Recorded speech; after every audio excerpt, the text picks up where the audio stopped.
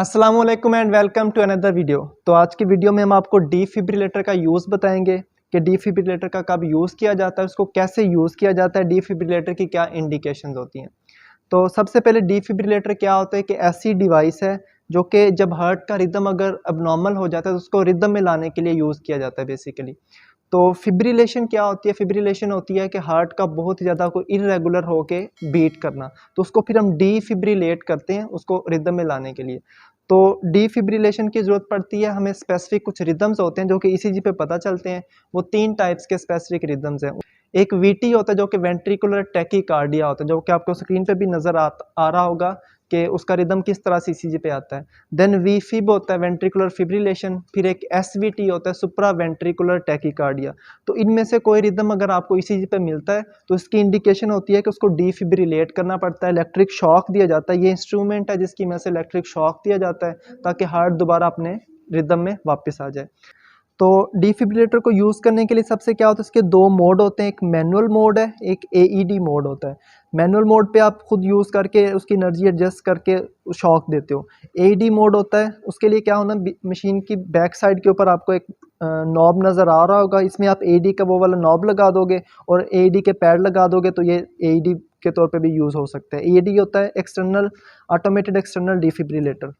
तो मैनुअल इसको सबसे पहले ये भी ऑफ पोजीशन में है, तो इसको ऑन करने के लिए क्या करोगे, सबसे पहले आप इसको, ये ऑन हो गया, ऑन करेंगे तो इस तरह की स्क्रीन नज़र आएगी। ठीक, तो सबसे पहले आपने क्या करना है, आपने यहाँ पे देखना है कि क्या रिदम शॉकेबल है या नहीं है। वो कैसे पता चलेगा, ये डिफिब्रिलेटर के इलेक्ट्रोड्स होते हैं, इनको आप चेस्ट वाल पे प्लेस करोगे। जैसे यहाँ पे भी कुछ नहीं नज़र आ रहा क्योंकि हमने कोई पेशेंट अटैच नहीं किया, हम सिर्फ अभी डिस्कस कर रहे हैं। तो यहाँ पे आपको रिदम नज़र आएगा, आप देखोगे कि वो रिदम शॉकेबल है या नहीं। अगर शॉकेबल है फिर आपने यहाँ से एनर्जी एडजस्ट करनी है और शॉक देना है। एक तो ये तरीकाकार हो गया।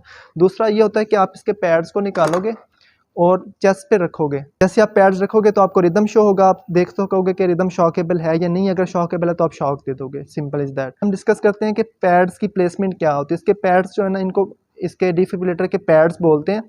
तो पैड्स 2 होते हैं, एक 1 होता है, एक 2 होता है। तो जो पैड 1 होता है ना, उसको आपने प्लेस करना होता है राइट हैंड साइड पे, कॉलर बोन के बिल्कुल नीचे चेस्ट पे।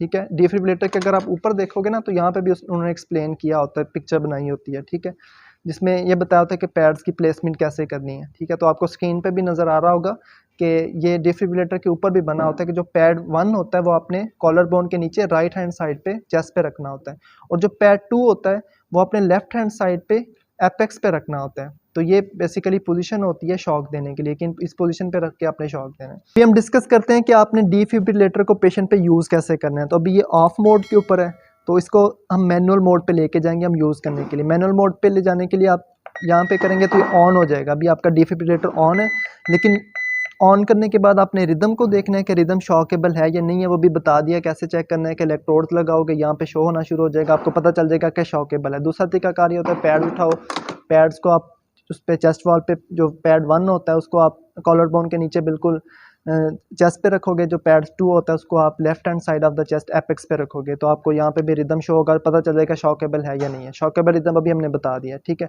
एक बात होगी। सेकंड बात ये होती है कि हमने इसके पैड्स को चार्ज करना होता है। चार्ज करने का तरीका क्या होता है कि नॉब से हमने एनर्जी सेट करनी है। ये जॉल्स में एनर्जी होती है, तो एनर्जी सेट करने के लिए आप इसको नॉब को घुमाओगे। यूजुअली हम लोग 150 सेट पॉइंट रखते हैं, एनर्जी का 150 पे सेट करनी होती है, तो उसको घुमा के 150 पे ले जाएंगे। 150 पे ले जाके ये वाला बटन प्रेस करेंगे, चार्ज होना शुरू हो जाएगा। या दूसरा तरीका कार्य होता है कि पैड को चार्ज करना है हमने, क्योंकि पैड से शॉक देना है। ये वाला एनर्जी सेट करके ये बटन प्रेस करेंगे, चार्ज होना शुरू हो जाएगा। जैसे चार्ज होगा फिर हमने चार्ज हो जाएगा तो हमने शॉक देना है। तो शॉक देने से पहले कुछ इंडिकेशन होती हैं, बहुत ज़्यादा ज़रूरी होती हैं। आपने अपने आप को बेड से क्लियर करना होता है कि कोई और है उसको क्लियर करना होता है, और अगर पेशेंट को कोई ऑक्सीजन मास्क वगैरह लगा, कोई ऑक्सीजन लगे तो वो उतारनी होती है। तो फिर आप कुछ वर्ड्स बोलते हो। आप जैसे पैड्स को चार्ज करोगे, पैड्स को पोजीशन दोगे, आप लाउड बोलोगे कि I am clear, everyone is clear, and उसके बाद आप शॉक दोगे, फिर बोलोगे शॉक इज़ डिलीवर्ड। तो अभी हम एक डेमो करके आपको दिखाते हैं।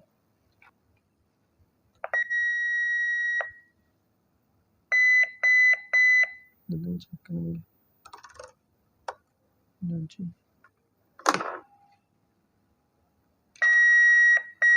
देखो, I am clear, everyone is clear? Shock delivered. तो शॉक देने के फ़ौरन बाद आप उसी तरह से CPR रिज्यूम कर दोगे और ये आपके पास आ जाएगा लीड बाहर। इससे आप देख सकते हो कि शॉक कितने जॉल का, ये देखें 150 हमने सेट किया था तो 150 का डिलीवर हो गया हुआ है। और क्योंकि अभी हमने पेशेंट अटैच नहीं किया था इसलिए ये लाइन स्ट्रेट आ रही है, अदरवाइज़ वो रिदम आ जाता कि पहले अगर VT चल रहा था लेट्स सपोज और शॉक देने के बाद क्या उसमें कुछ चेंजेस आई हैं नहीं है तो इसके ऊपर शो होंगी। तो इसमें हमने डिस्कस किया है कि डिफिब्रिलेटर को कैसे यूज़ करते हैं और पैड्स की प्लेसमेंट क्या होती है और डिफिब्रिलेटर को यूज़ करने की क्या इंडिकेशन होती हैं।